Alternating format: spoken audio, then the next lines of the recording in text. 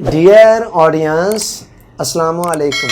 Karen cruise का एक खूबसूरत कॉल है, life is about making an impact not making an income. ज़िंदगी का असल मकसद ये है कि आप कोई कहानी छोड़ें, कोई असर पैदा करें माशरे के अंदर, सोसाइटी के अंदर। ये मकसद नहीं है कि आप महज दौलत को कमाते चले जाएं।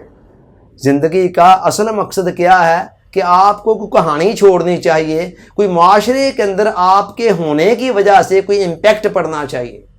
देखिए, मालो दौलत जो है वो ज़िंदगी के लवाजमात में से है।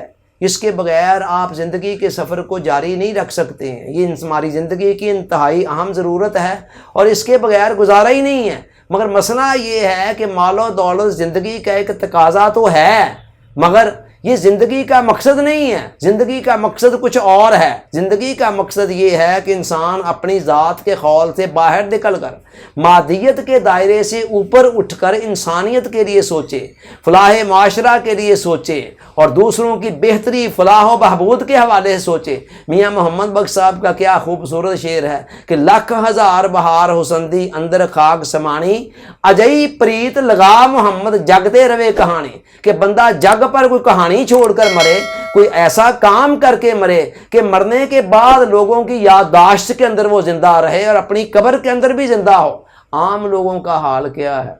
वो क्या करते हैं? वो बस मालो दौलत को ज़िंदगी का मकसद बनाकर उसी के पीछे भाग पड़ते हैं और उसके लिए अखलाकी कदरों तक को भी पमाल करना पड़े तो करते चले जाते हैं। नतीजा क्या निकलता है? बहुत ज़्यादा मालो दौलत तो कमा लेते हैं, मगर मौत ने आकर उस सारे मालो दौलत को तो छीन लेना होता है। तो जब मरते हैं सारा मालो दौलत छोड़कर गुमनामी के कब्रिस्तान के अंदर दफन हो जाते हैं और तारीख़ की डस्टबिन का हिस्सा बन जाते हैं। तारीख़ के अंदर जितनी भी शख्सियात आज आपको सितारों की तरह रोशन दिखाई दे रही हैं, ये वही लोग हैं, ज़रा इनकी ज़िंदगी का स्टडी करें तो ये वही लोग हैं कि जो मादियत से ऊपर उठकर जिन्होंने इंसानियत के लिए सोचा, माहौल माशरे को कुछ देने के हवाले से सोचा, सोसाइटी की बेहतरी के हवाले से सोचा। नतीजा क्या निकला? वो तारीख़ के सफ़हात के अंदर भी हमेशा हमेशा के लिए ज़िंदा हो गए और मरने के बाद भी उनका नाम जो है वो लोगों के हाफ़ज़े से ना निकल सका।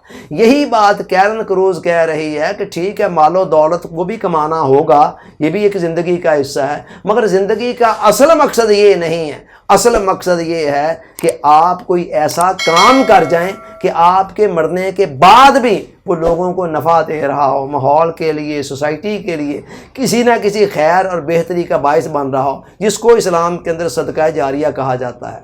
Thanks for watching.